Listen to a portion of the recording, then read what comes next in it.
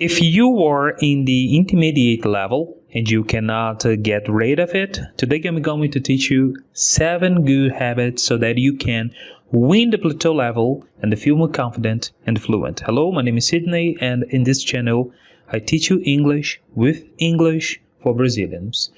And I've got the 7 habits from the IELTS Advantage, and I have to say that I agree with all them. And today we are going to take a look at the first habit, which is people who is fluently in English read and listen to English daily, focusing on pronunciation, vocabulary, grammar, and idea development. So I believe this is the base of a good communication. If you wanted to study in English, you needed to communicate. And the best way to do this is by reading and listening, because listening, we work on your pronunciation and vocabulary. To pronunciate well, to speak well, you need to listen. You need to train your ears. On the other hand, reading is where you train your grammar. It's how you're going to develop your ideas, because you have time to read the sentences. You have time to highlight phrases, highlight words, and you can use them to correct yourself. For example, you can see how a phrase is spoken, how a phrase is written on the book. So you're going to see how the grammar works. So this is the best way to develop your fluency, by reading and listening. Let's take a look at the number 2. They keep it simple by avoiding complex vocabulary and the grammar that you're not confident in using. So some people think that in order to speak fluently, they needed to use difficult words to sound more like a native. But this won't happen, man, because if you watch 2 American speaking or have some chat, you're going to see that they use simple words, simple sentences. They stop to think about what they are going to say and all that stuff. So you don't need to learn complex words. You don't need to use complex grammars. Of course, if the context allows you to use those words, to use difficult words, of course that you're going to use it. But the most part of the time, you don't have to do this. Okay? Keep it simple. Use simple words, simple vocabulary. Let's take a look at number 3. They follow one trusted teacher or course to avoid confusion. If you go to the internet, if you go on YouTube, on Google, you're going to see many kinds of tools, many kinds of apps, many kinds of teachers, many kinds of courses about teaching English. But trust me, man, just get one, because that kind of teacher has some kind of approach, that another kind of teacher has another kind of approach. And if you are a beginner, even if you are advanced, doesn't matter.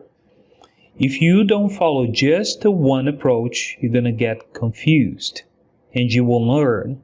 You will know, you will not progress on your speaking, on your fluency. So just to take one teacher or one course.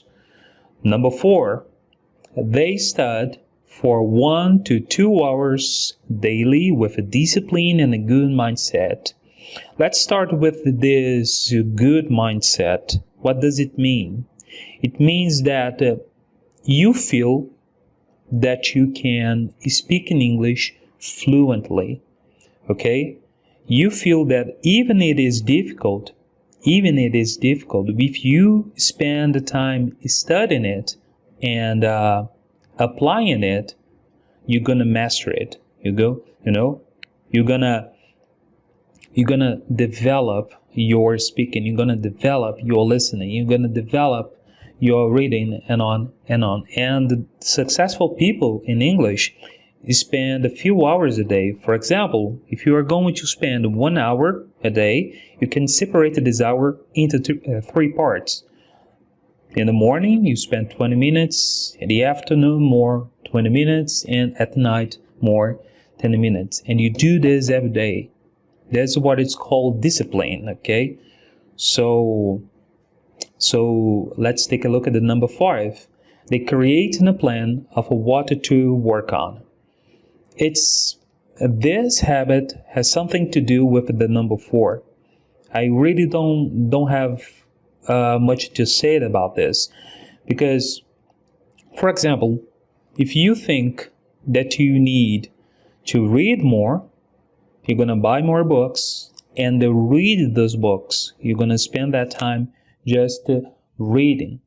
On another week, you're going to listen more and all that stuff. So number 5, it's kind of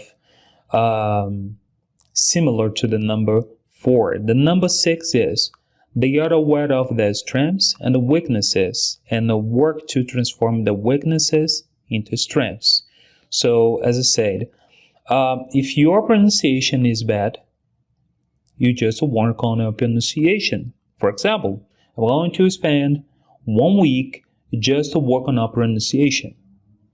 I'm going to pay attention the Americans, how they say the words, how they express themselves, the emotions that they will express, and all that stuff. So I'm going to just work on all my pronunciation. Once I do this, I can go back to my vocabulary, to my grammar, to my ideas and all that stuff. So this is what you are going to do with your weaknesses. How will you transform your weaknesses into strengths? And the most important habit, it is the take action after getting feedback and make improvements to their work daily. Nothing this will work if you do not take action. If you do not go to the United States, for example, you don't need to go to United States, but you know what I mean. Take action means to talk with Americans. You need to allow yourself to make mistakes, like I am doing here right now. I know that I am making mistakes, but I don't care. The most important thing is to be understood by the Americans. And of course, the Americans must understand you, okay? They must understand you. And the way you're going to do this is to feel that you can speak in English fluently, even if you make mistakes. But to do that, you need to take action. Okay, so those are the 7 habits. I hope you enjoyed it, and I see you later.